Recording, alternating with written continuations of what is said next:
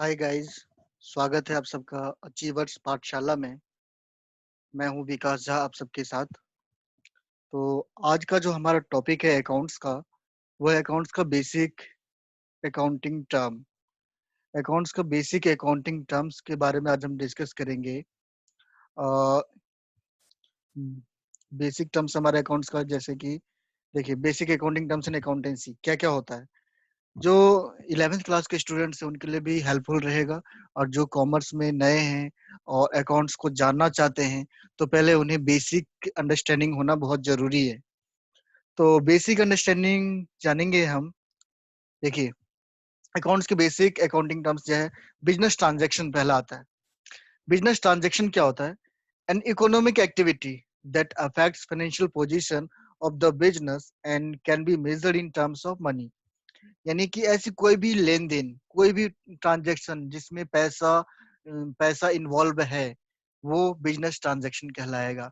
चाहे हमने पैसा किसी को दिया, किसी को लिया, चाहे वो किसी भी पर्पज़ से हो, अब बिज़नेस के अंदर में हो रहा है, तो वो बिज़नेस ट्रांज़ैक्शंस कहलाएगी और वो उसे रिकॉर्ड किया जाएगा। ठीक है? तो ये था बिज़नेस ट्रांज़ैक्शन के बारे में। अब पता है अकाउंट, अकाउंट क्या होता है?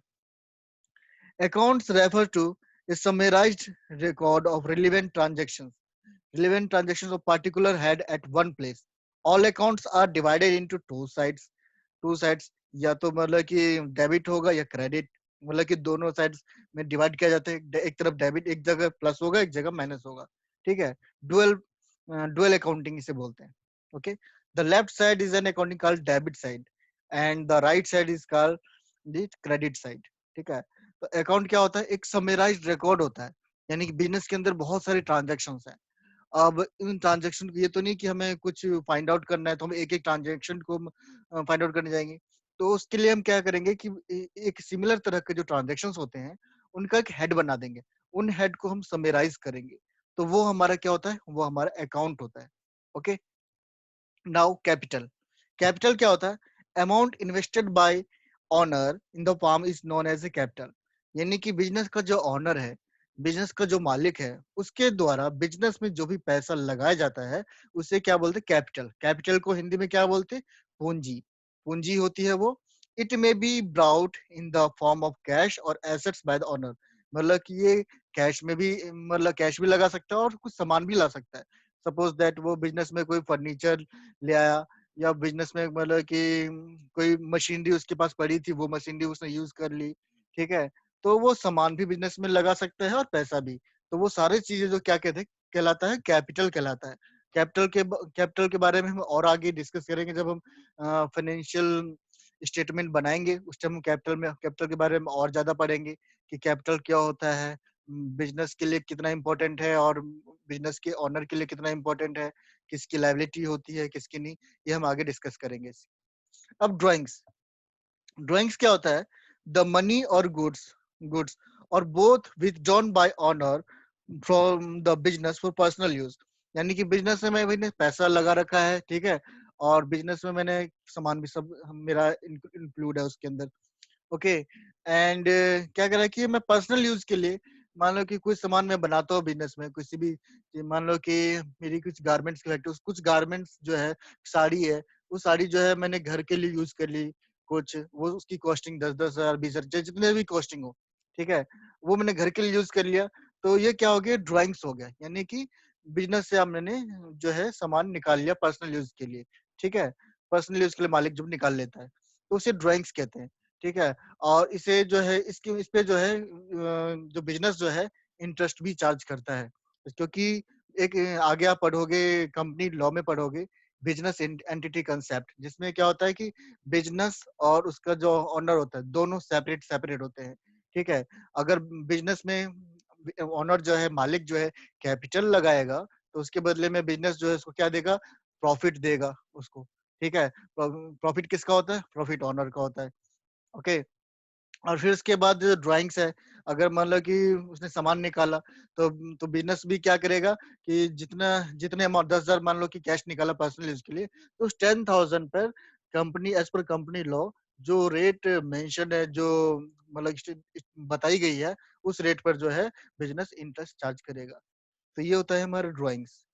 तो हमने यहाँ पे क्या क्या समझा? Business transaction, account, capital, drawings. आगे हम जानेंगे क्या है assets. Assets are a valuable and economic resources of an enterprise useful in its operations. Assets देखो दो तरह के होते हैं आपके, एक होता है करंट एसेट्स, एक होता है non current assets. Assets Hindi में एसेट्स संपत्ति, ठीक है, wealth. Current assets are those assets which are held for short period, यानी कि जो पीरियड से बात करेंगे यहाँ पे तो शॉर्ट पीरियड कितना बिजनेस के में जो है एक शॉर्ट पीरियड माना जाता है 1 ईयर, ठीक है। 1 ईयर चाहे वो कैलेंडर ईयर हो, चाहे 1 अप्रैल से 31 मार्च के बीच में हो। तो इंडियन में जो कैलेंडर माना जाता है, इंडियन कैलेंडर क्या है, 1 अप्रैल से 31 मार्च जो है ये इंडियन कैलेंडर है। और जो इंग्लिश कैलेंडर है हमारा 1 जनवरी से 31 दिसंबर जो है इंग्लिश कैलेंडर है।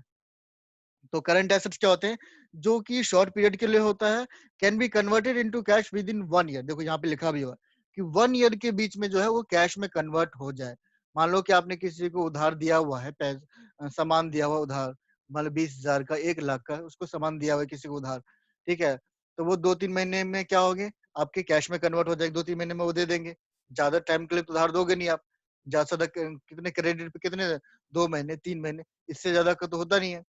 तो भी होता भी है तो मतलब कि फिर वो मतलब कि कुछ और चीज होगा। तो इसमें जो है हम क्या करें, वो जो डेटर्स है हमारे, वो 1-2 महीने के पीरियड में, यानी शॉर्ट पीरियड में हमें जो है पैसा दे देगा। अब चाहे वो 1 साल के अंदर अंदर क्यों ना दे दे, बस 1 साल से ज्यादा नहीं होना चाहिए। 1 साल से जो नीचे नीचे जो भी हमारा कैश में कन्वर्ट हो सकता है, वो सारे हमारे क्या होता है, करंट एसेट्स होता है। अब बात करते हैं नॉन करंट एसेट्स की। नॉन करंट एसेट्स क्या होते हैं? Non current assets are those assets which are hold for long period, लंबे समय तक, 1 साल से ज्यादा टाइम के लिए जो मतलब कि होल्ड किए जाते हैं। फॉर एग्जांपल लैंड हो गया, बिल्डिंग हो गया, मशीनरी हो गया। They are further classified in tangible asset और इनटेंजिबल एसेट्स। मतलब कि जो काफी लंबे समय तक जो है उसको जो है होल्ड करते हैं इस एसेट्स को। टेंजिबल जो है क्या होता है, जो हमारे बिजनेस के अंदर बहुत लंबे समय तक रहता है और इमीडिएटली जो है ये कैश में कन्वर्ट होता भी नहीं। लैंड हो गया, बिल्डिंग हो गया, क्यों? क्योंकि बिजनेस सेटअप और एकदम से थोड़ी आप लैंड बेच दोगे, एकदम से थोड़ी बिल्डिंग आप बेच दोगे, ठीक है, उसको टाइम लगता है, ठीक है। तो tangible assets are those assets which have physical existence, जिसका कोई फिजिकल है, जिसको टेंजिबल क्या होता है, जिसको हम छू सकते हैं, मूर्त रूप जिसे बोलते हैं हिंदी में।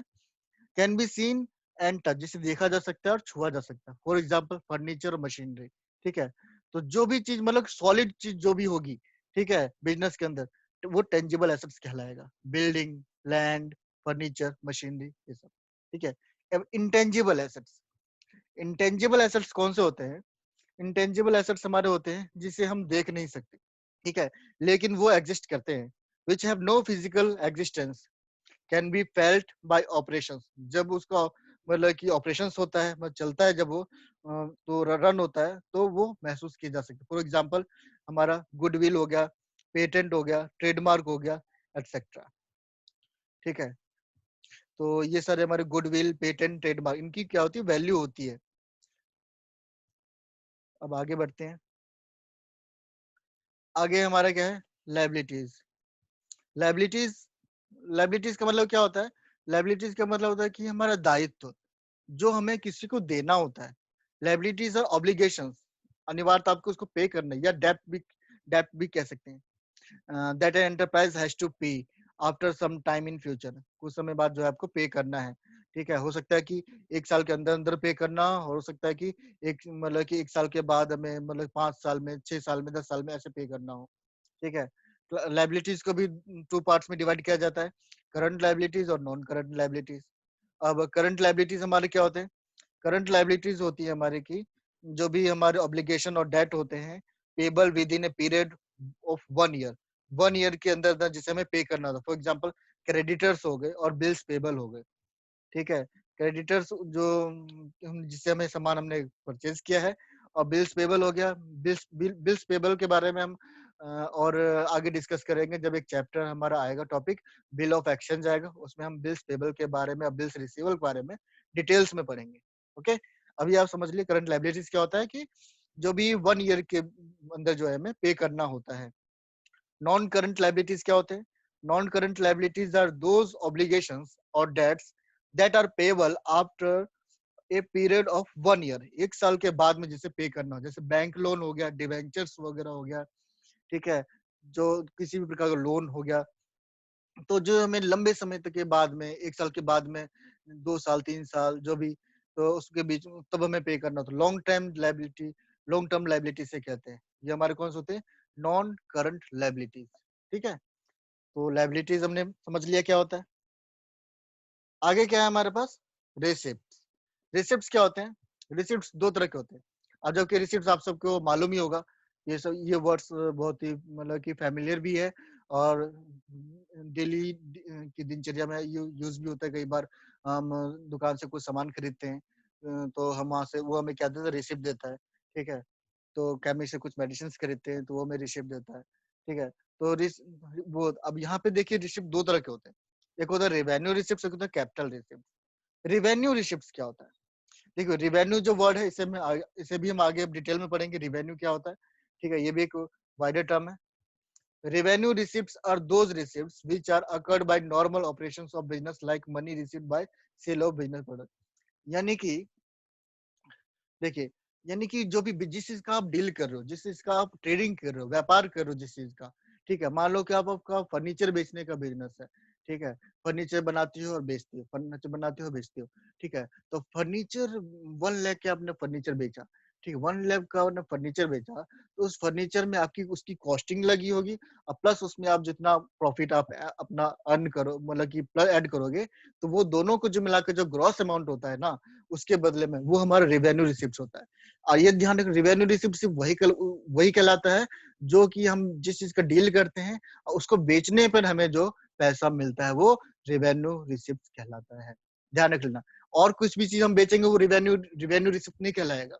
मान लो कि बिजनेस हमने कोई आइटम दे दिया, न्यूज़पेपर बेच दिया, या कुछ दूसरी आइटम्स बेच दी बिजनेस के अंदर में, ठीक है, तो वो हमारा रेवेन्यू रिसिप्ट नहीं कहलाएगा, ठीक है। रेवेन्यू रिसिप्ट वही कहलाएगा जिसका हम डील करते हैं और उसे बेचने पर हमें जो पैसा मिलता है, वो रेवेन्यू रिसिप्ट कहलाता है।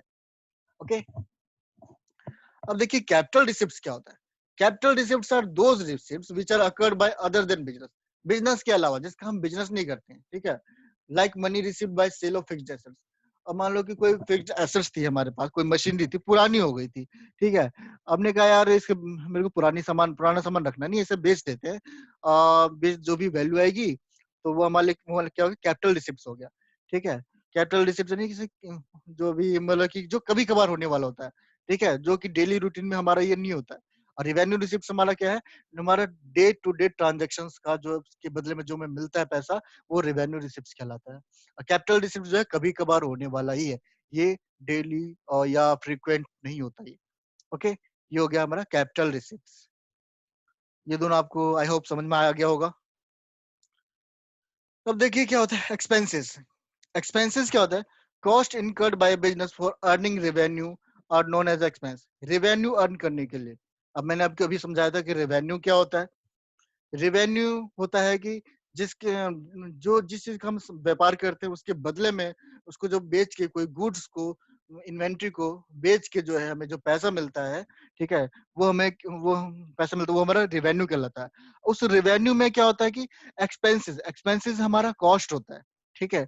कॉस्ट, जितना हमें कॉस्ट लगी, कॉस्ट और expenses. For example rent, wages, salary, interest, ठीक है। अब हमने गुड्स पर कोई सामान बनाया, उस सामान को बनाने के लिए जो है हमने क्या क्या रहा, बिल्डिंग लिया होगा, ठीक है, या फैक्ट्री लिया होगा, उसके बदले मेरा रेंट पे किया होगा, ये मेरा कॉस्ट हो गया। अब उसमें मैंने वर्कर रखे होंगे, उनको मैंने पैसे वेजेस पे करे होंगे, ठीक है। फिर उसके बाद जो स्किल्ड लेबर रखे हैं, तो उसको मैंने सैलरी पे करी होगी मंथ की। फिर उस बैंक से लोन भी लिया होगा उस गुड्स को बनाने के लिए, तो गुड्स को बनाने के लिए हमने लिया है, तो वो इंटरेस्ट भी पे करना होगा उसके ऊपर। तो ये सब को जब उस इकट्ठा कर देंगे, एक्यूमुलेट कर देंगे, तो ये हमारा क्या आ जाएगा? कॉस्ट आ जाएगा, ठीक है। तो इसी कॉस्ट को, कॉस्ट प्लस में प्रॉफिट को जोड़ के जो बनता है, वो रेवेन्यू बनता है। तो एक्सपेंसेस आपको समझ में आ गया होगा क्या है। ओके। अब आता है एक्सपेंडिचर। अब देखो, एक्सपेंडिचर क्या होता है। एक्सपेंडिचर और एक्सपेंसेस में फर्क देखिए क्या होता है। कह रहे स्पेंडिंग मनी और incurring a liability for acquiring assets. कोई एसेट्स आप परचेज करते हो, गुड्स और सर्विसेज, इज कॉल्ड एक्सपेंडिचर। यानी कि आपने कुछ मतलब कि कभी कभी कभार जो है आपने कुछ पैसा खर्च किया, ठीक है। एक्सपेंडिचर मतलब कि ये हमेशा नहीं होना होता, ये कभी कभार ही होता है एक्सपेंडिचर। जैसे हमने पढ़ा था ना, रिसिप्ट्स के बारे में पढ़े थे कि कैपिटल रिसिप्ट्स होता है जो हमेशा नहीं होता, कभी कभार ही होता है। उसी तरह से एक्सपेंडिचर होता है जो हमेशा नहीं होता, कभी कभार ही होता है, और कुछ इसका पर्पज होता है, स्पेसिफिक पर्पज होता है, ठीक है। तो एक्सपेंडिचर देखो हमारे कितने टाइप के होते हैं। रेवेन्यू एक्सपेंडिचर होता है, कैपिटल एक्सपेंडिचर होता है, और डेफर्ड रेवेन्यू एक्सपेंडिचर होता है। देखो रेवेन्यू एक्सपेंडिचर क्या होता है? It is the amount spend to purchase goods and services that are used during an accounting period is called revenue expenditure, ठीक है। जो मतलब कि गुड्स और सर्विसेज को परचेज करने के लिए जो हमने पैसा खर्च किया, ठीक है, ड्यूरिंग द अकाउंटिंग पीरियड वो क्या कहलाया हमारा? Revenue expenditure. उससे हमने परचेज रॉ मटेरियल परचेज किया, उससे क्या करेंगे? हम गुड्स बनाएंगे। तो ये हमारा किससे रिलेटेड है? हमारा जिस चीज का हम डील करते हैं, व्यापार करते हैं, गुड्स से रिलेटेड है। तो ये क्या हो गया हमारा? Revenue expenditure. रेवेन्यू अर्न करने के लिए जो एक्सपेंडिचर करा गया हो, for example rent, interest, okay. फिर द कैपिटल एक्सपेंडिचर क्या होता है? Benefit of expenditure received for more than 1 year, यानी कि 1 साल से ज्यादा हमें जो है उसका बेनिफिट मिले, it is called capital expenditure. For example purchase of machinery. मान लो कि बिजनेस में आपने कोई मशीनरी आपने खरीदी, अब उस मशीनरी से आपने पता नहीं कितने गुड्स बनाए और कितने बेचे, ठीक है, और जिससे आपने रेवेन्यू अर्न किया, और रेवेन्यू अर्न किया तो ऑब्वियसली आपने प्रॉफिट भी अर्न किया, क्योंकि रेवेन्यू में प्रॉफिट जुड़ा होता है, ठीक है। तो मान लो कि उस मशीन की लाइफ थी 10 साल, 10 साल तक आपको बेनिफिट मिला उससे। तो ये हमारे क्या होता है? कैपिटल एक्सपेंडिचर कहलाता है। अब आता है डेफर्ड रिवेन्यू एक्सपेंडिचर। अब देखिए डेफर्ड रिवेन्यू एक्सपेंडिचर क्या कहलाता है? There are certain expenditure which are revenue in nature, कि कुछ जो नेचर में तो रेवेन्यू होते हैं, but benefit of which is derived over number of years. For example huge advertisement expenditure. मान लो टीवी आप में आपने कोई शैम्पू है, उसका ऐड दे दिया, ठीक है, ऐड दे दिया, या न्यूज़पेपर में आपने ऐड दे दिया, या, या फिर आपने क्रिकेट में जो है कुछ ऐड, क्रिकेट मैच होता है उसमें आपने ऐड दे दिया अपने प्रोडक्ट का, ठीक है। तो उस पे जो है बहुत ज्यादा पैसा खर्च होता है। तो मान लो कि 2 लाख 3 लाख रुपए जो हुआ, तो उसको हम एकदम से जो पीएनएल में नहीं डाल देंगे, ठीक है, उसे हम डेफर करेंगे उस एक्सपेंडिचर। क्यों? क्योंकि इसका बेनिफिट जो है हमें अभी नहीं, इसका बहुत टाइम तक हमें जो है बेनिफिट मिलेगा इसका, ठीक है। तो इसका बेनिफिट बहुत टाइम तक मिलेगा, तो इसलिए बोलते हैं इसे डेफर्ड रिवेन्यू एक्सपेंडिचर। और इसे एक तरह से फिक्टिशियस एसेट्स भी बोलते हैं, मतलब कि एक तरह से फिक्टिस एसेट्स की तरह इसे ट्रीट किया जाता है, लेकिन बट रियल में ये एसेट्स होता नहीं है, ओके। तो ये हो गया आपका डेफर्ड रिवेन्यू एक्सपेंडिचर। अब आता है आपका क्या? प्रॉफिट। प्रॉफिट क्या होता है? The excess of revenues over its related expense during accounting year is profit. Profit मैंने बताया था, देखो रेवेन्यू का कंसेप्ट अगर मैंने आपको समझ में आ गया होगा, एक्सपेंस का समझ आ गया, तो प्रॉफिट का ऑब्वियसली समझ में आ जाएगा। देखो यहाँ पे रिवेन्यू है, रेवेन्यू एक्सपेंसेस आपको अपने मैथमेटिक्स में अकाउंटिंग इक्वेशन पढ़ी होगी, तो अकाउंटिंग इक्वेशन को यहाँ पे कंसेप्ट अगर यूज करोगे, तो देखो एक्सपेंसेस है, एक्सपेंसेस माइनस हो रहा है, एक्सपेंसेस को जब आप उधर ले जाओगे तो प्रॉफिट की साइड, तो वो क्या हो जाएगा? Expenses plus profit equal to revenue, ठीक है। तो यानी कि रेवेन्यू में प्रॉफिट आपका इंक्लूड होता है ऑलरेडी, ठीक है। और प्रॉफिट रेवेन्यू में से आप एक्सपेंस यानी कि कॉस्ट को रेवेन्यू अर्न करने के लिए जो एक्सपेंस किया गया, वो कॉस्ट आप घटा दोगे तो क्या कहलाएगा? वो प्रॉफिट कहलाएगा, ओके। अब गेन क्या होता है? गेन कहता है गेन कहलाता है recurring profit. Just a minute. Hmm देखिए गेन क्या होता है कि a non recurring profit from events on transaction incidental to business. ये कभी कभार होने वाला होता है, ठीक है। Sale of fixed assets, appreciation in the value of assets, किसी एसेट्स की वैल्यू जो है हमने अप्रिशिएट कर दी, बढ़ा दी उसकी वैल्यू, तो ये हमारा गेन हो गया, कभी कभार होने वाला है, ठीक है। जो कि प्रॉफिट अलग होता है और गेन अलग होता है, ओके। अब लॉस, लॉस क्या होता है? लॉस ऑब्वियसली एक्सपेंसेस आपके ज्यादा हो गए, ठीक है, और रेवेन्यू कम हुई, तो एक्सपेंसेस में से आप रेवेन्यू घटा दोगे तो क्या आएगा? ऑब्वियसली लॉस होगा। कोई कोई ज्यादा मतलब कि सोचने वाली बात नहीं है। Goods, the products in which the business deal in, कह रहा है कि जिसमें, देखो मैंने एक चीज समझाया था कि प्रोडक्ट जिसमें बिजनेस डील करती है, व्यापार करती है, उसे क्या बोलते हैं? हम गुड्स बोलते हैं। The items that are purchased for the purpose of resale, resale not for use of the business is called goods. यानी कि अब से रीसेल करने के लिए उस जो है गुड्स जो है खरीदा जाता है, and not for the purpose of business, not in the use of business, उसे यूज नहीं किया उसे रीसेल के लिए जो है खरीदा जाता है। ये गुड्स हो गए हमारे। अब परचेजेस, परचेजेस क्या होते हैं? The terms purchases is used only for the goods purchased, procured by a business for resale. In case of trading concerns, it is purchase of final goods. Manufacturing concern, it is purchase of raw materials. And purchase may be cash purchase और credit purchase, दोनों हो सकते हैं। हम cash में भी हम सारा का सारा खरीद सकते हैं गुड्स, और जो है हम क्रेडिट में भी परचेज कर सकते हैं 3 महीने का, जैसे कि ओके।